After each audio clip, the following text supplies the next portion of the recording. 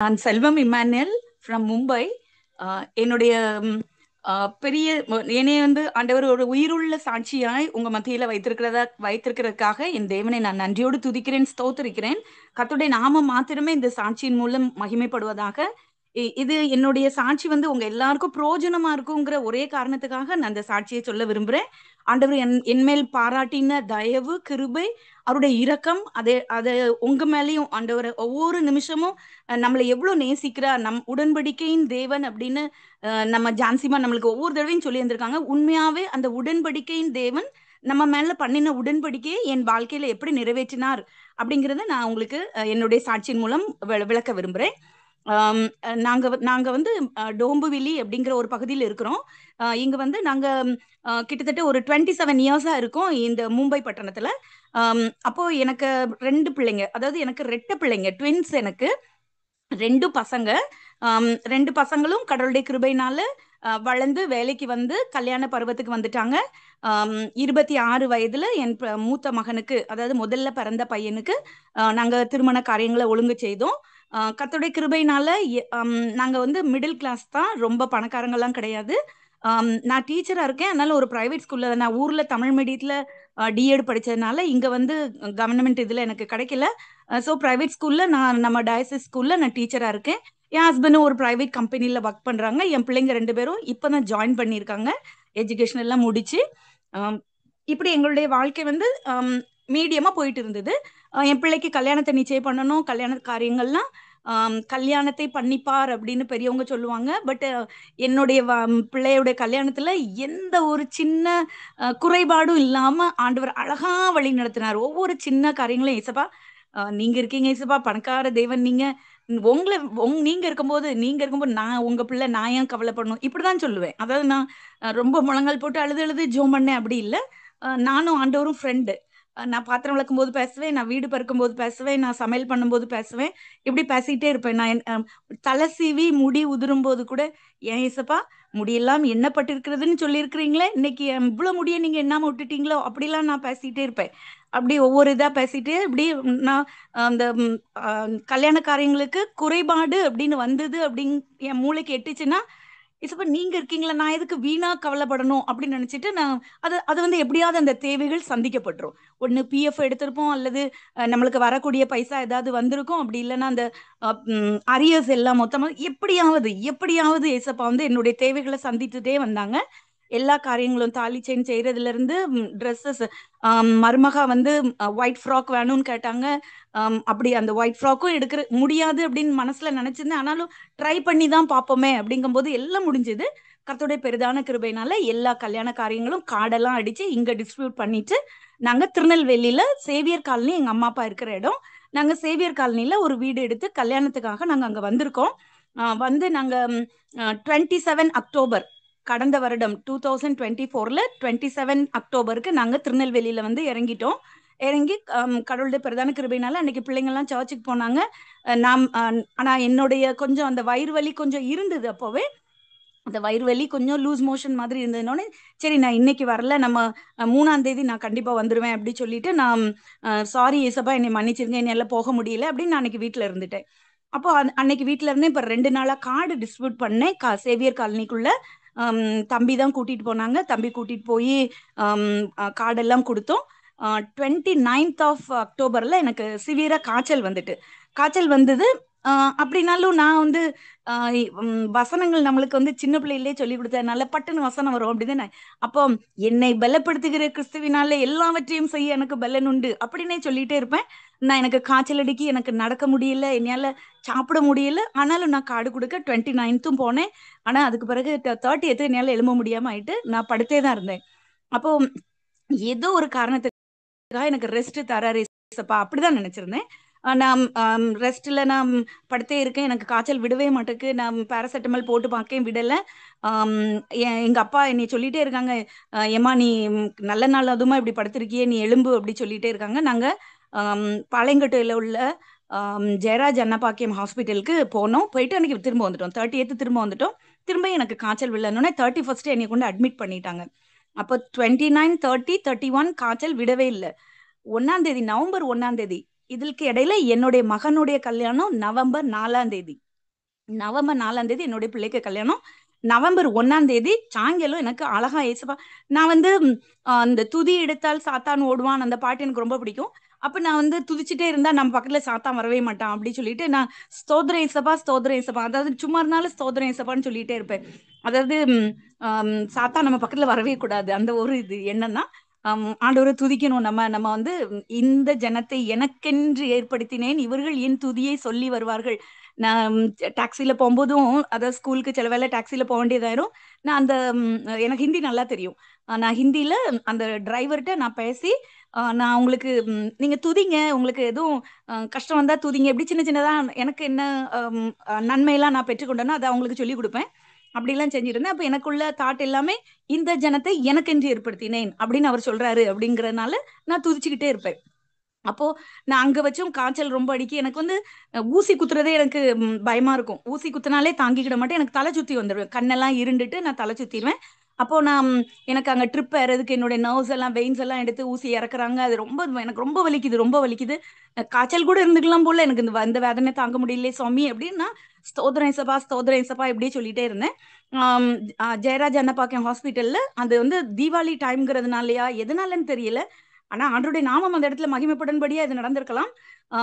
அதாவது ஒரு டாக்டர்ஸுமே இல்ல, ஒரே ஒரு மெட்டர்னிட்டி டாக்டர் மட்டும்தான், அஸ்பாஸ் அப்படின்னு ஒரு அம்மா மட்டும்தான் அங்க டியூட்டில இருக்காங்க. மத்த எல்லாம் பிராக்டிஸ் டாக்டர்ஸ் இருந்தாங்க. அவங்க வந்து எனக்கு அப்பப்ப ட்ரிப்ஸ் ஏத்துவாங்க, மருந்து கொடுப்பாங்க. சேம் மருந்தை ஏத்துறாங்க அப்படின்னு சொல்லி என் கூட உள்ளவங்க எல்லாம் என்ன இது இப்பதான் இதை ஏத்துனாங்க, அதே திரும்ப ஏன் ஏத்திட்டே இருக்காங்க அப்படின்னு அப்படிலாம் கூட இருந்தது. ஆனால் ஆண்டோடைய சித்தம் இல்லாம எதுவும் எனக்குள்ள போகாதுன்னு எனக்கு ஒரு பெரிய விசுவாசம். 1ஆம் தேதி ஈவினிங் 4:30க்கு எனக்கு காய்ச்சல் கம்ப்ளீட்டா விட்டுட்டோன்னே நாங்க வெந்நி வாங்கி நல்லா குளிச்சு நான் என் பிள்ளை கல்யாணத்துக்கு நான் ரெடி ஆகணுமே, அதனால நான் ரெடி ஆகுறதுக்கு நான் அங்கேயே குளிக்கலாம் செய்தாச்சு. நாங்க 4:30க்கு தான் காய்ச்சல் விட்டுருக்கனால அவங்க சொல்றாங்க இல்ல இன்னைக்கு நீங்க இருந்துட்டு நாளைக்கு வந்து காய்ச்சல் வரலன்னா தான் வீட்டுக்கு போகலாம் அப்படின்னு சொல்லிட்டாங்க. ஒரு 8:30 வரை அப்படி ஒரு கலகலன்னு சிரிச்சிட்டு, எனக்கு சத்தம் இப்பவே உங்களுக்கு தெரியும், நான் நல்ல சத்தம், அதாவது சுகம் இல்லாத சத்தம் மாதிரியே இருக்காது. இவ்வளவு நல்ல சத்தம் இருக்கும்போது நான் எப்படி நல்லா சத்தமா பேசியிருப்பேன்ல. அப்போ நான் அவ்வளோ அழகா பேசி சிரிச்சு நாங்கள் சந்தோஷமா இருந்துட்டு இருக்கோம். கரெக்டா 8:30 8:30 ஆச்சுது. எனக்குள்ள லார்ஜ் இன்டெஸ்டைன்ல இருந்து, அதாவது லெஃப்ட் சைட்ல லார்ஜ் இன்டெஸ்டைன்ல ஏதோ ஒரு இது துப்புன்னு வெடிக்குது. அதாவது அது வந்து அமைதியா வெடிச்சு அது மெல்ல அதுல இருந்து வந்தது அப்படி இல்ல, எனக்கு வந்து டுப்புன்னு வெடிச்சது. எனக்கு அந்த சத்தத்தை என்னால உணர முடிஞ்சுது. அப்படி அந்த அந்த இது வெடிச்சது உடனே நான் எனக்கு உள்ள வெடிச்சிட்டுன்னு சொன்னா யாருமே நம்பல, நர்சஸ் நம்ப மாட்டேங்காங்க, அது கேஸா இருக்கும். சிஸ்டர் நீங்க தயவுசெய்து வாயை மூடுங்க, அப்படி சொல்லாதீங்க அப்படிங்காங்க. டாக்டர் வந்து பார்த்துட்டு உனக்கு என்னமா செய்யுதுன்னாங்க. அப்ப நான் சொன்னேன் இப்படி எனக்கு ஏதோ வெடிச்சிட்டு டாக்டர் அப்படின்னு. வெடிச்சு எனக்கு ஃபுல்லா ஸ்ப்ரெட் ஆகி என் வயிறு ஃபுல்லா பர்னிங். அப்பா என்னால தாங்கவே முடியல, என்னுடைய ட்ரெஸ் என்னுடைய தோல் மேல பட முடியல, அவ்வளவு பர்னிங்கா இருக்கு. ஆனா அவங்க யாரும் இல்லம்மா அப்படிலாம் நம்மளுக்கு தெரியாதுமா உள்ள வெடிக்கிறது, நீங்க அப்படி சொல்லக்கூடாது அப்படிதான் சொன்னாங்க. நான் எனக்கு எப்போ நான் அந்த சொந்தக்காரங்கிட்ட பேசிட்டு இருந்து அந்த சிரிச்சு முடிச்சு எனக்கு இது வெடிச்ச உடனே நான் அதுல இருந்து நான் ஸ்தோத்திரம் சுவாமி ஸ்தோத்திரம் சுவாமி ஸ்தோத்திரம் ஏசப்பா ஸ்தோத்திரம் ஏசப்பா, இயேசுவின் ரத்தம் ஜெயம் இயேசுவின் ரத்தம் ஜெயம் அப்படின்னு சொல்லி அந்த வயிறை இது பண்ணிட்டு சிலுவை போட்டுட்டு அப்படிதான் இருந்தேன். கரெக்டா அந்த அம்மா வந்து பார்த்துட்டு கொஞ்சம் ட்ரிப்ஸ் எல்லாம் ஏத்துனாங்க. எனக்கு வலியும் தீரல, எனக்கு அப்படியே வலி கூடிட்டே போனது போல இருந்தது.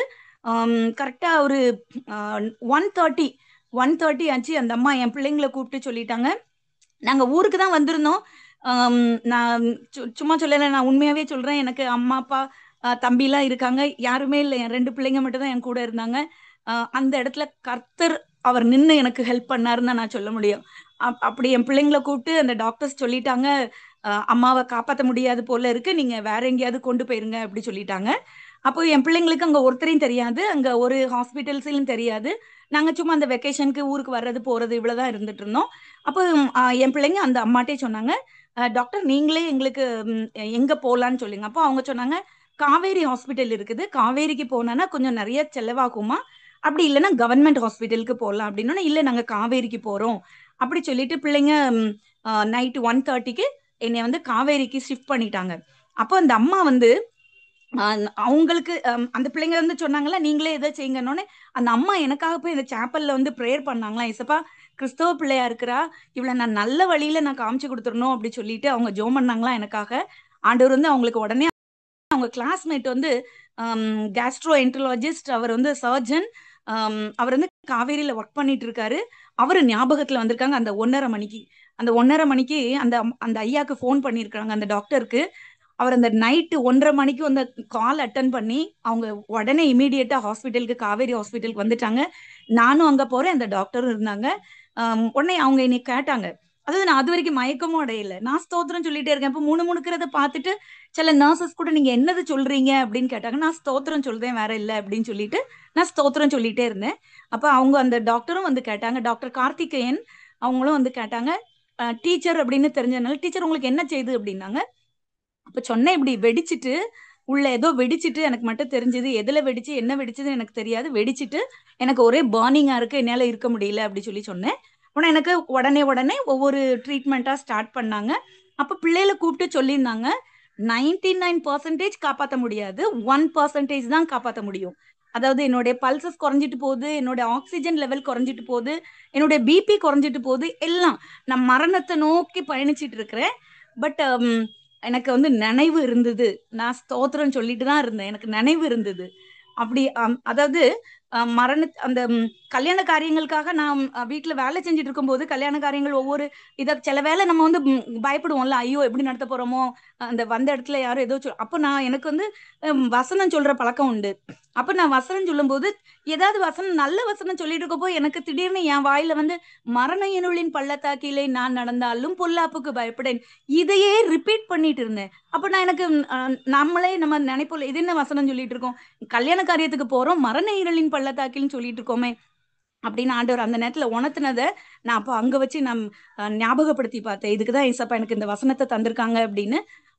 ஆனா பொல்லாப்புக்கு பயப்படேன்னு சொல்லிட்டாங்க. எனக்கு உண்மையாவே நான் சொல்றேன், நான் 1% கூட, 0.01% கூட நான் பயப்படவே இல்லை. ஏசப்பா, ஒருவேளை நீங்க மரணத்துக்கு ஒப்பு கொடுத்தாலும் நான் பரலோக ராஜ்யத்துக்கு என்னை தகுதியாக்குங்க, நான் நரகத்துக்கு போயிடவே கூடாது சுவாமி, என்னை தகுதிப்படுத்துங்க, என்னை தகுதிப்படுத்துங்க, இப்படி ஜெபிச்சிட்டு இருந்தேன். அடுத்த நாள் 2ஆம் தேதி எனக்கு ஆப்ரேஷன் சக்சஸா முடிஞ்சுது. அப்போ டாக்டர்ஸ் வந்து ஒன்றும் செய்யாது, இனிமே ஒன்றும் செய்யாதுன்னு என்னுடைய இன்டெஸ்டைனை கட் பண்ணி எடுத்திருந்தாங்க.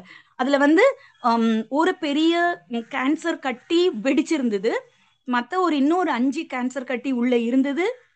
அது கூட இன்னும் ஒரு 10 குட்டி குட்டி கட்டிகள் இருந்தது. இதுல அந்த 6 கட்டிகள் மட்டும் கேன்சர் கட்டின்னு டிடெக்ட் ஆச்சு. அவங்க சொன்னாங்க இது கேன்சர் கட்டி, அதனால நாங்க அது வெடிச்சு சிதறனால நாங்க அதை ஃபுல்லா வயிறை கிளீன் பண்ணிக்கோம், 3 டைம்ஸ் கிளீன் பண்ணிட்டோம்.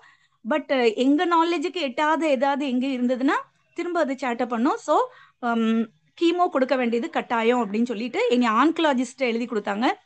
அப்போ காவேரி ஹாஸ்பிட்டல்ல ஆன்கலாஜிஸ்ட போனோம். அவங்க வந்து எனக்கு 8 கீமோஸ் எழுதி கொடுத்துட்டாங்க, 8 கீமோஸ் கம்பல்சரின்னு. இதுக்கிடையில 4ஆம் தேதி கர்த்தருடைய பெரிதான கிருபையினால என் பிள்ளை கார்டுல நான் வசனம் என்ன போட்டிருந்தேன் தெரியுமா, இது கர்த்தர் உண்டு பண்ணின நாள், இதில் மகிழ்ந்து கலிகூற கடுவோம் அப்படின்னு நான் போட்டிருந்தேன். அதாவது எனக்கு அப்படி ரொம்ப சந்தோஷமா இருந்தேன், என் பிள்ளைக்கு கல்யாணம் ஒன்னே அந்த வசனம் போட்டிருந்தேன், நாங்க மகிழ்ந்து கலிகூற கடுவோம். அப்ப அந்த நேரத்துல நான் உண்மையான ஆண்டவர்கிட்ட கேட்டேன், எப்படி என்னைய மட்டும் நீங்க எப்படி கல்யாணத்துக்கு நிக்க விடாம நீங்க எப்படி சுவாமி பண்ணுனீங்க, எதுக்கு என்னைய நீங்க கல்யாணத்துக்கு நிக்க விடல அப்படின்னு நான் அழுது கேட்டேன் ஏசப்பாட்ட. ஏசப்பா எனக்கு ஒரு பதிலும் சொல்லல, அமைதியாவே இருந்தாங்க. அப்போ எனக்கு பர்சிஸ் டீச்சர்னு ஒரு டீச்சர் வந்து கெமிஸ்ட்ரி மிஸ், அவங்க சேவியர் காலனில இருக்காங்க, பிசிக்ஸ் மிஸ் சேவியர் காலனில இருக்காங்க. அவங்ககிட்ட நான் அவங்கள பார்த்தோன்னே ரொம்ப அழுதேன், ரொம்ப அழுதேன். அவங்க எனக்கு ரொம்ப நேசமான டீச்சர். அவங்கள பார்த்து நான் ரொம்ப அழுதேன், எதுக்கு ஏசப்பா என்னை எப்படி பண்ணுனாங்க அப்படின்னு நான் ரொம்ப அழுதேன். அப்போ அவங்க சொன்னாங்க, பி குவாய்ட், உனக்கு வந்து ரெஸ்ட் வேணும்னு ஏசப்பா நினைச்சிருக்காங்க, நீ ரெஸ்ட்ல இரு, அமைதியாரு, ரெஸ்ட்ல இரு, அமைதியாரு அப்படி சொன்னாங்க. அது நான் அமைதியாயிட்டேன். அப்ப இது வந்து எனக்கு ஏசப்பாவே எனக்கு சொன்னது போல ரெஸ்ட் தந்திருக்காங்க. பிகாஸ் நம்மளுக்கு வந்து நேரா ஏசப்பா வந்து வானத்துல இருந்து ஒரு சத்தம் உண்டாகி அப்படி அவங்க பேச முடியாது. நான் ஐசியூல இருக்கேன், நான் பைபிள் எடுத்து ரீட் பண்ண முடியாது, ஒரு பைபிள் மூலமா என்கிட்ட பேச முடியாது. பட் அவங்க வந்து எனக்கு மிஸ் மூலமா பேசிட்டாங்க, எனக்கு வந்து ரெஸ்ட் தந்திருக்காங்க. நான் அமைதியா அதுக்கு நான் கேட்கவே இல்லை, ஏசப்பட்ட நான் அதுக்கு கேட்கவே இல்லை. 14 days நான் வந்து ஐசியூல இருந்தேன். என் பிள்ளைங்க 2 பேருக்கும் நவம்பர் 4ஆம் தேதி எப்படி நாங்க ப்ரிப்பேர் பண்ணியிருந்தோமோ அதே போல அருமையா கல்யாணம் நடந்தது. எல்லாரும் நல்லா வாழ்த்தி, என்னுடைய உடன் பிறந்த சகோதரிகள் மட்டும் ரொம்ப அழுதுருந்தாங்க, அந்த பர்சிஸ் டீச்சரும் எனக்காக ரொம்ப அழுதுருந்தாங்க. மற்றபடி எல்லாம் பிள்ளைங்க நேர தாலி கட்டி மருதகுளம்ங்கிற ஊர்ல தான் கல்யாணம் நடந்துச்சு. பொண்ணு ஊரு மருதகுளம். அங்க இருந்து நேரா ஹாஸ்பிட்டலுக்கு வந்தாங்க. வந்து என்னைய பார்க்க வந்தாங்க. என்னைய பார்க்க வந்தாங்க. எனக்கு ரொம்ப சந்தோஷமா இருந்தது. ஆனா நான் கொஞ்சம் மயக்க நிலையில இருந்தேன். பட் அந்த பிள்ளைங்க வந்ததுனால எனக்கும் கல்யாணத்துல பங்கு கொண்ட ஒரு சந்தோஷம் இருந்தது. சந்தோஷமா இருந்தேன். அதுக்கு பிறகு நாங்க வீட்டுக்கு வந்தோம். எனக்கு 2 கீமோ ஊர்லயே காவேரி ஹாஸ்பிட்டல்லயே 2 கீமோ ஏத்திட்டோம். அப்போ கர்த்தருடைய பிரதான கிருபையினால எனக்கு வந்து நல்ல முடி உண்டு. அப்போ கீமோ ஏத்தும் போது முடி போயிரும் அப்படின்னு நம்மளுக்கு எல்லாருக்கும் தெரியும். அப்போ நான் அந்த டாக்டர்கிட்ட நான் போய் கேட்க கீமோ கொடுத்தான்னா முடி கொட்டிருமே டாக்டர் அப்படின்னு. இல்லம்மா 4 பேர்ல ஒரு பேருக்கு கொட்டாமையும் இருக்கும் அப்படி சொல்லி சொன்னாங்க. அப்போ நான் உடனே அந்த இடத்துல சொன்னேன், ஸ்தோத்திரம் ஏசப்பா, ஏசப்பா எனக்கு நீங்க கொட்டாம இருக்க கிருபை செய்ய போற தயவுக்காக உமக்கு நன்றி சுவாமின்னு நான் அந்த ஹாஸ்பிட்டல்ல நான் என் மனசுக்குள்ள ஜோம் பண்ணிட்டேன். அதே போல அந்த நர்சஸ்லாம் இல்ல அவங்க சொல்லுவாங்க, இல்ல சிஸ்டர் அடுத்த கீமோக்கு வரும்போது கொட்டிரும் அப்படி சொல்லுவாங்க. அப்போ இல்ல எனக்கு கொட்டாது பாருங்க, நான் சாட்சியா இருப்பேன் அப்படின்னு. நான் கருப்பா இருப்பேன் பார்த்துக்கோங்க. அப்போ எனக்கு நான் இதுதான் சொன்னேன், ஏசப்பா நானே கருப்பா இருக்கேன், முடியெல்லாம் இல்லாம இருந்தா நான் எப்படி சாமி இருப்பேன், எனக்கு முடி நீங்க கொட்ட விடாம நீங்க காத்து தரணும், நீங்க என்னோட கூட இருக்கிறீங்கிறத நான் இதனால விசுவாசிக்கிறேன் அப்படின்னு சொல்லிட்டு நான் ஜோம் பண்ணியிருந்தேன். நீங்க என்ன நினைச்சாலும் சரி, நான் எனக்கு இன்னும் முடி அப்படியே இருக்கு. என்னை பாக்குறவங்க எனக்கு கீமோ கொடுத்த கேன்சர் பேஷண்ட்னே சொல்ல முடியாது, அவ்வளவு அழகா இருக்கு என் முடி. அவ்வளவு அழகா இயேசுப்பா காப்பாத்தி தருங்க. 8 கீமோ 8 கீமோல 3வது கீமோ வந்து மும்பைல வந்து கொடுக்க வேண்டியதாச்சு. அப்போ பேஷண்ட் யாருன்னு கேட்டாங்க. அப்ப நான் தான் பேஷண்ட் அப்படின்னு நானே சொன்னேன். அப்படி ஆண்டவர் எனக்கு பலத்தையும் குறைய விடல, எனக்கு முடியும் இது பண்ண விடல. நானே நடந்து போனேன். என்னை ஒரு நேரம் கூட எனக்கு வீல் சேர் எல்லாம் கூட்டிட்டு போல, நானே நடந்து போனேன். அப்படி எங்க ஏசப்பா கூட இருந்து, அதாவது அந்த இதுல யூடியூப்ல வந்து ஒவ்வொரு மெசேஜா ஜெம்ஸ் மெசேஜ், அக்காவுடைய மெசேஜ், அக்கா எனக்கு அப்ப தெரியவே தெரியாது, ஜான்சிமா எனக்கு தெரியாது. ஹம், அப்படி ஒவ்வொரு மெசேஜா பார்க்கும்போது காற்றாய் வருவேன் அப்படின்னு சொல்லும்போது, உண்மையாவே நீங்க என்ன நினைச்சாலும் சரி, நான் பொய் சொல்லல. நான் ஹாஸ்பிட்டலுக்கு போகும்போது சரியான காத்தடிக்கும். அதாவது ஜனவரி பிப்ரவரில எல்லாம் பயங்கர குளிர் இருக்கும் இங்க மும்பையை பொறுத்தவரை. காற்றடிக்கும். அப்போ காற்றா ஏசப்பா என் கூட வராரு அப்படின்னு சொல்லி உணர்றதுக்கு முடிஞ்சது. அதுக்கு பிறகு இப்போ அந்த ஜான்சியோடைய அந்த மீட்டிங்ல சாரக்கு அந்த லிங்க் கிடைச்சது வந்து என்னுடைய 5th கீமோல தான் கிடைச்சது. அப்போ அந்த 5th கீமோல இருந்து நான் என்னனாலும் ஜான்சிட்ட நான் ஷேர் பண்ணுவேன். அதாவது எனக்கு பிளேட்லெட்ஸ் கம்மியாகி என்னுடைய பிளட் வந்து கம்மியாகி எனக்கு கீமோ வந்து லேட் ஆயிட்டே இருந்தது. அப்போ அது அப்போ ஏசப்பா எப்படி பேசுவாங்கன்னா, தாமதித்தாலும் காத்திரு அப்படி சொல்லி சொல்லுவாங்க. அப்போ அந்த இதுல நம்ம யூடியூப்ல பாக்குறோம்ல, அப்போ அந்த யூடியூப்ல அந்த ஷார்ட்ஸ் எல்லாம் பார்க்கும்போது தாமதித்தாலும் காத்திருன்னு வந்தாலே நான் ஸ்வைப் பண்ணி விட்டுருவேன். அதாவது ஏன் சுவாமி நான் காத்திருக்கணும், எவ்வளவு நாள் ஆயிடுச்சு, நான் வீட்டுக்குள்ளே இருக்கேனே. ஆக்சுவலா நான் எஃப்எம்பிபியில் ஆக்டிவ் லீடரா இருக்கேன். நான் ஐஎம்எஸ் மீட்டிங்ஸ் எல்லாம் எங்க இருந்தாலும் நான் அதுக்கு ஹெல்ப் பண்றதுக்கு நான் அதுலயும் ஆக்டிவா இருக்கேன். சர்ச்சில் தாய்மார் கூட்டத்துல நான் மெசேஜ் எல்லாம் கொடுப்பேன். நான் யாருக்கும் ஜோமனனாலும் போவேன். அப்படி நான் வந்து ஒவ்வொரு நேரமும் வீட்டில் இருக்க மாட்டேன். மேக்ஸிமம் எனக்கு சாட்டர்டே சண்டேஸ் லீவுனா நான் எங்கேயாவது ஒரு மீட்டிங்ல தான் இருப்பேன், எங்கேயாவது ஒரு ப்ரேயர் மீட்டிங்ல தான் இருப்பேன். அப்ப எனக்கு இது கையை கட்டி போட்டு நான் வீட்டுக்குள்ள இருந்தது போல இருந்தது. அதனால இசப்பா சீக்கிரம் எனக்கு விடுதலை வேணும், சீக்கிரம் விடுதலை வேணும் அப்படி சொல்லி ஜோம் பண்ணிட்டே இருப்பேன். ஜான்சிமாவும் அழகா சொல்லுவாங்க, இல்லக்கா ஆண்டவர் உங்களுக்கு விடுதலை தந்துட்டாரு, இது ஒண்ணுமே இல்ல, நீங்க பயப்படாம போங்க, தைரியமா போங்க. அது இன்னும் கொஞ்சம் தைரியமா, அதாவது தங்கச்சி மாதிரிலாம் தள்ளி தள்ளி இருப்பாங்கல்ல, அப்ப இவங்க சொல்றது உண்மையாவே தங்கச்சி கூட இருந்து இனிய வழி அனுப்பி விட்டது போல ஒரு பெரிய சந்தோஷமா இருக்கும். தேங்க்யூ ஜான்சிமா. அது பிறகு நான் அங்க போயிட்டு அவங்க அப்படி சொல்லி ஜோமனி விட்ட அன்னைக்கு எனக்கு கண்டிப்பா கீமோ ஏத்திடுவாங்க, எனக்கு எல்லாம் நார்மலா இருக்கும். அப்படி எனக்கு 8 கீமோஸும், அதாவது கீமோ ஏத்துறது வந்து ஒவ்வொருத்தருக்கும் ஒவ்வொரு விதமா இருக்கும். எனக்கு வந்து 200 mgக்கு மேல ஏத்துனாங்க. ஒரு தடவை 240 mg ஏத்திருந்தாங்க. அப்போ வந்து அது நம்மளுக்கு ட்ரிப்ஸ் மூலமா தான் ஏத்துவாங்க. பட் அது வந்து எலக்ட்ரிசிட்டி நம்ம உடம்புல பாஸ் ஆனது போல அவ்வளோ ஒரு பயங்கரமா இருக்கும். அழுதுட்டே இருப்பேன், அழுதுட்டே இருப்பேன். ஆனாலும் அந்த இடத்துலயும் ஆண்டவர் சாட்சியா வச்சிருந்தாங்க. அதாவது என்னைய நான் தமிழ்காரங்கன்னு தெரியும்ல. அப்போ நம்ம ஸ்தோத்திரம் ஏசப்பா, ஸ்தோத்திரம் ஏசப்பான்னு அங்கேயும் அந்த வலி தாங்க முடியாம அப்படிதான் சொல்லிட்டு இருந்தேன். அப்போ அல்லேலியான்லாம் என்னைய இந்த மராட்டிக்காரங்க என்னைய கூப்பிட ஆரம்பிச்சாங்க. அப்படி ஏசப்பாவுடைய நாமம் அங்கேயும் மகிமைப்படுறதுக்கு கிருபை செய்தாங்க ஏசப்பா. அதே போல என்னுடைய பெருங்குடலை வெட்டி இருந்தாங்க. என்னுடைய லார்ஜ் இன்டெஸ்டைனை வெட்டி என்னுடைய வயித்துல ஓட்டை போட்டு லார்ஜ் இன்டெஸ்டைனை வந்து அதுல ஜாயின் பண்ணி வச்சிருந்தாங்க, ஸ்டிச் பண்ணி வச்சிருந்தது. அந்த ஸ்டொமோ பேக் மாட்டியிருந்தாங்க. அந்த ஸ்டொமோ பேக் சில வேளை ஹாஃப் பேக் வந்து பிளட்டால நிரம்பி இருக்கும். அப்படிலாம் சில வேளை ஆயிரும். அதாவது எங்க இருந்து பிளட் வருதுன்னே தெரியாது. சில வேளை ஒரு வாரம் முழுசும் பிளட்டே போயிட்டு இருக்கும். அப்போ நார்மல் தான், ஒண்ணும் இல்லை அப்படி சொல்லிடுவாங்க டாக்டர்ஸ்ட்ட போய் காமிச்சா. வேதனை ஆனா தாங்கவே முடியாது. அந்த ஸ்டிச் பண்ணியிருக்க இடம்லாம் அப்படியே எரியும். அவ்வளோ பாடுகள், பாடுகள்னா பாடுகள். தண்ணி கூட குடிக்க முடியாத அளவு. கீமோ ஏத்திட்டு வந்து தண்ணி கூட குடிக்க முடியாது அந்த 21 டேஸும். அப்போ நம்மளுக்கு கண்டிப்பா அந்த பிளட் வந்து குறைஞ்சு போயிரும். அப்படி ரொம்ப பாடுபட்டேன். ஆனாலும் தேவனுடைய கரம் என் கூட இருந்தது. மழையாய் வருவார் அப்படின்னு அவரு பேசியிருந்தாருன்னா கண்டிப்பா மழையா வந்தார். காற்றாய் வருவேன்னா காற்றாய் வந்திருந்தார். தாமதித்தாலும் வரும், நிச்சயமாய் வரும், நிச்சயமாய் வந்தது. அந்த நாளுக்காக ஏங்கிட்டு இருந்தேன். அதே போல கர்த்தருடைய பிரதான கிருபையினால அந்த செகண்ட் ஆப்ரேஷனுக்கு டேட்டு எப்படா வரும் அப்படின்னு ஆசையா இருந்தேன். அப்ப அவங்க ஆப்ரேஷன் பண்ற டாக்டர்ஸ் வந்து கூப்பிட்டு பேசியிருந்தாங்க பிள்ளைங்கிட்ட. இது வந்து ஃபுல் அண்ட் ஃபுல் ஓபன் பண்ணி பார்த்தாதான் அது உள்ள என்ன கண்டிஷன்ல இருக்குன்னு தெரியும். அது ஒரு வேளை அது கட்டையா இருக்கலாம், அப்படி இல்லைன்னா அது வந்து செதஞ்சு போயிருக்கலாம். அது வந்து நம்மளுக்கு பிடிச்சு தைக்க முடியாத அளவுக்கு எப்படி வேணாலும் ஆயிருக்கலாம். ஓபன் பண்ணி பார்த்தாதான் தெரியும் அப்படின்னு சொல்லியிருந்தாங்க.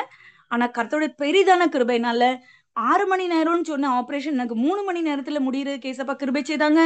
அதே போல அந்த டாக்டர்ஸ் வாயாலே சொல்ல கிருபை செய்தாங்க. என்னுடைய குடல்கள் வந்து கையை வச்சு பிடிச்சு தையல் போடுற அளவுக்கு நல்ல ஸ்ட்ராங்கா இருந்துச்சு அப்படின்னு சொன்னாங்க. என்னை பலப்படுத்தின தேவனால் மாத்திரம் தான் இது முடியும். அவர் தான் என்னை ஸ்ட்ரென்தன் பண்ணாருன்னு நான் விசுவாசிக்கிறேன். அதே போல இந்த மீட்டிங்ல நான் என்னைக்கு வந்தனோ அன்னையில இருந்து எனக்காக இங்க கூடியிருக்கிற நீங்க ஒவ்வொருவரும் என்னுடைய உங்க வீட்டு பிள்ளையா என்னைய நினைச்சு, உங்க வீட்டு குடும்பத்துல ஒருத்தங்களா நினைச்சு எனக்காக நீங்க ஜெபித்தீங்கன்னு நான் கர்த்தருக்குள்ள விசுவாசிக்கிறேன். உண்மையா அந்த ஜெபத்தின் வல்லமே என்னால உணர முடிஞ்சுது. அதாவது துளி கூட பயம் இல்ல தெரியுமா? நான் இப்படி கேன்சர் பேஷண்ட்லாம் வந்து கொஞ்சம் பயந்துட்டே தானே இருப்பாங்க. அந்த யார்ட்டையுமே பேச மாட்டாங்க. நான் அப்படி இல்ல. யாராவது என்கிட்ட கேட்டேன்னா by God's grace I am good அப்படிதான் சொல்லுவேன். நான் அவ்வளவு நல்லா ஆண்டவர் எனக்கு பலனை தந்தாரு. விசுவாசத்திலே என்னை வர்த்திக்க பண்ணினார் என் தேவன். நான் சோர்ந்து போகாதபடி என்னை காத்து கொண்டார். அதே போல உடன்படிக்கையின் தேவன்கிறத அந்த 5வது கீமோல இருந்து ஜான்சிமா சொன்னதுல இருந்து அவர் வந்து உடன்படிக்கை பண்ணியாச்சுன்னா அதை மீற மாட்டார்.